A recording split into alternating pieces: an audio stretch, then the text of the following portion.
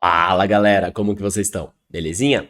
Bom, galerinha, eu resolvi gravar esse vídeo aqui para falar um pouquinho de condicionais, das conditionals que a gente tem no inglês. Explicar um pouquinho para vocês, tá? Sobre como utilizar, quando utilizar e como reconhecer, beleza?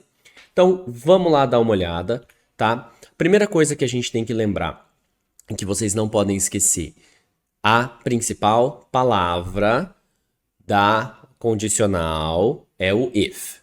Falou de condicional, falou de if. Viu uma frase que tem if? Provavelmente é uma condicional.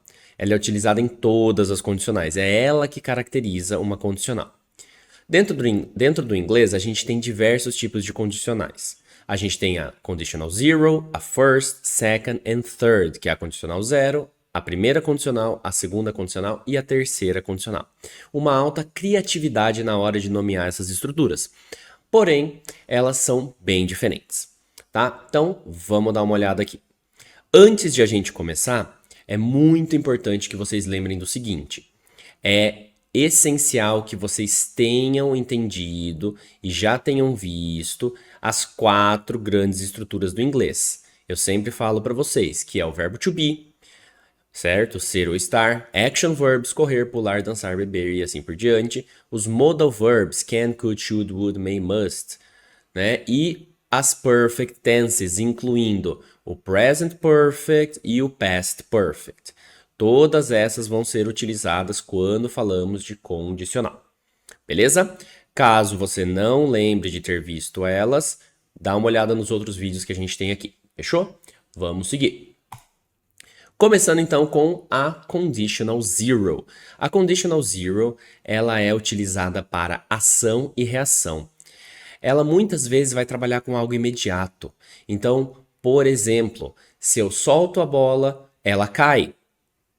Se eu caio na piscina, eu me molho. Não tem uma ideia futura, não tem um resultado lá na frente. É instantâneo. Muitas vezes entendido como uma regra universal, tá? A estrutura gramatical dela funciona da seguinte forma: if, verbo mais verbo, tá? Então, já já vou te mostrar alguns exemplos para você dar uma olhada como que funciona, tá? Então, relembrando, tá? É quase que instantâneo. Então, lembra, se eu derrubar a caneta, ela cai, é instantâneo. Se eu soltar a caneta, eu abrir minha mão e soltei a caneta, ela cai, é direto. Vamos dar uma olhada aqui em alguns exemplos. If you hit ice, it melts. Se você aquece o gelo, ele derrete. É instantâneo, é uma regra universal. Quando chove, o chão fica molhado. Se você mistura vermelho e azul, você consegue roxo. Se se o sol se põe, fica escuro lá fora. Se você come muito, você fica doente. Então perceba que não tem algo para o futuro. Não tem assim, se eu esquentar o gelo vai derreter. Não tem essa ideia do futuro. É instantâneo. Por isso que a gente muitas vezes fala de ideia e regra universal, tá? Então, assim, se eu cair na água, eu me molho. Tá? Não tem algo futuro ou uma possibilidade, não. É ação e reação. Beleza? Vamos lá. Primeira condicional. Ah, podem ficar em paz que depois vão ter alguns exercícios pra gente praticar, tá? Primeira condicional. Então até aqui tranquilo, né, gente? Ó, condicional zero, certo? Ação e reação. Perceba que eu não tenho nada indicando futuro, passado. É tudo presente, ação e reação. Quando a gente fala da primeira condicional, eu já estou falando um pouquinho de ações futuras, tá? Então eu já estou falando de um resultado lá na frente. Pode ser também utilizado com can, tá? Então dá uma olhadinha na estrutura. If, como sempre, o verbo, mais o will, que vai indicar o resultado futuro, e o verbo para o futuro. Pode ser no lugar do will colocado can também, tá? Ao invés de falar que vai ser no futuro, que pode acontecer. Vamos dar uma olhada aqui. If it rains, I will take an umbrella. Se chover, eu vou levar um guarda-chuva. Então, eu estou colocando o if mais o verbo de chover. Então, if it rains está no presente. I will take o verbo no futuro. Então perceba que é if mais verbo, mais will, indicando o futuro, mais o verbo. Isso você consegue ver em todos aqui, certo? If you study hard, you will pass the exam. Se você estudar bastante, você vai passar na prova. If she arrives on time, we can start the meeting. Se ela chegar a tempo na reunião, nós podemos começar a reunião. Ó, o can aqui sendo utilizado também. If they don't hurry, they will miss the train. Se eles não se apressarem, eles vão perder o trem. If he calls me, I will answer the phone. Se ele me ligar, eu vou atender o telefone.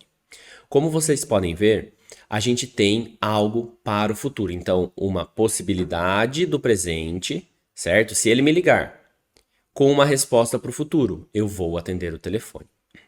Perfeito. Antes de a gente continuar, dá uma olhadinha nisso daqui. Quando a gente fala de condicional zero e primeira condicional, elas são colocadas no grupo de real conditionals, condicionais reais, condicionais que têm uma possibilidade de resultado para o futuro, que vão acontecer. Se a primeira parte da condicional ocorrer, a segunda também ocorre. Então, se o telefone tocar, eu atendo. O telefone tocou, eu atendi. Perfeito, isso é real. Quando a gente fala da second conditional e da third conditional, eu já estou falando de hypothetical conditionals, eu já estou falando de situações mais hipotéticas. Tudo vai fazer muito sentido a hora que a gente começar a explicação aqui da second e da third, tá bom? Então, lembre, conditional zero e first conditional são condicionais reais. Elas têm um resultado real. Já a second e a third, elas falam de situações hipotéticas. Vamos lá. Second conditional. A second conditional, ela é utilizada para falar de uma situação hipotética para o presente ou para o futuro. Ela acaba sendo quase que uma das que a gente mais utiliza no dia a dia, tá? A sua estrutura, ela é o if, como sempre, um verbo no passado, porque esse verbo no passado é o verbo que vai indicar a situação hipotética aqui. Mais would, mais o verbo no presente, porque sempre depois de modals, o verbo volta para o original, ele volta para o presente. Tá bom? Então, no caso, if mais o verbo no passado, mais would, mais o verbo. Dá uma olhadinha como que fica aqui. If I won the lottery, if, won, verbo no passado, the lottery, I would travel the world. Se eu ganhasse na loteria, eu viajaria o mundo. Eu ganhei na loteria? Não ganhei na loteria. Mas se eu ganhasse na loteria, eu viajaria o mundo. Entendeu por que agora a gente está falando de condicional hipotética? Dá uma olhadinha no próximo exemplo aqui. If she studied harder, she would get better grades. Se ela estudasse mais, ela tiraria melhores notas. Se nevasse em dezembro, eu ficaria surpreso ou eu estaria surpreso. Se eu tivesse mais tempo livre, if I had more free time, I would learn to play an instrument. Se eu tivesse mais tempo livre, eu aprenderia a tocar um instrumento. Se eles me convidassem, eu iria para a festa. Então, perceba que a gente está trabalhando com exemplos hipotéticos. A gente está trabalhando com uma situação que ela não vai acontecer, tá? Ela é hipotética. Se eu ganhasse na loteria, às vezes eu nem joguei na loteria, mas eu falaria, se eu ganhasse na loteria, eu, viajaria o mundo. Tá? Então é aquela clássica situação de que você quer ganhar na loteria, mas também não quer jogar. Mas se ganhar, você não reclama, né?